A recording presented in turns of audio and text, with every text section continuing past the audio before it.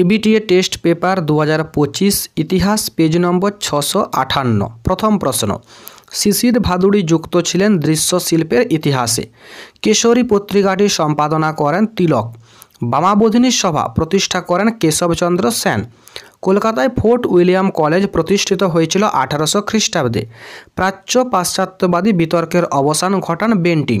ওয়াহাবি কথার অর্থ নবজাগরণ। নোয়া মিয়া যুক্ত ছিলেন ফরাজি আন্দোলনে।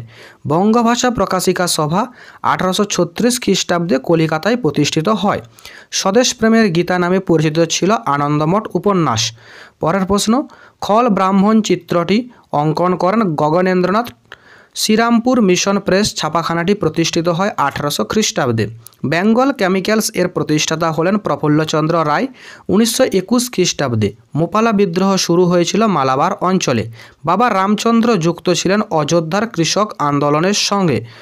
পরের প্রশ্ন, মানবেন্দ্রনাথ রায়ের প্রকৃত নাম নরেন্দ্রনাথ ভট্টাচার্য। 1923 খ্রিস্টাব্দে দীপালি সংঘ প্রতিষ্ঠা করেন লীলানাগ রায়। অনুশীলন সমিতির সঙ্গে যুক্ত ছিলেন সতীশচন্দ্র মুখোপাধ্যায়। ভাইকম সত্যাগ্রহের নেতৃত্ব দিয়েছিলেন নারায়ণ গুরু। এ ট্রেন টু পাকিস্তান এর লেখক খুশবন্ত সিং। সিকিম ভারতের সাথে যুক্ত হয় 1975 খ্রিস্টাব্দে। এরপর 2 দাগের প্রশ্ন, প্রতাপাদিত্য উৎসব কে শুরু করেন? সরলা দেবী চৌধুরানী। কার সম্পাদনকালে হিন্দু প্যাট্রিয়ট পত্রিকাটি জনপ্রিয়তা বিপুল বৃদ্ধি পায়? হরিশচন্দ্র মুখোপাধ্যায়।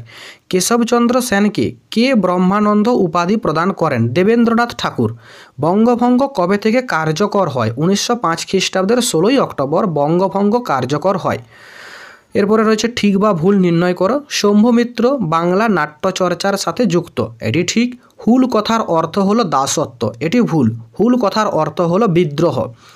ভারত সভার প্রথম অধিবেশন হয়েছিল 1885 খ্রিস্টাব্দে, এটি ভুল। সঠিক উত্তর, ভারত সভার প্রথম অধিবেশন হয়েছিল 1876 খ্রিস্টাব্দে। গোলদিঘির গোলামখানা বলা হতো যাদবপুর বিশ্ববিদ্যালয়কে, এটি ভুল। সঠিক উত্তর হবে গোলদিঘির গোলামখানা বলা হতো কলকাতা বিশ্ববিদ্যালয়কে।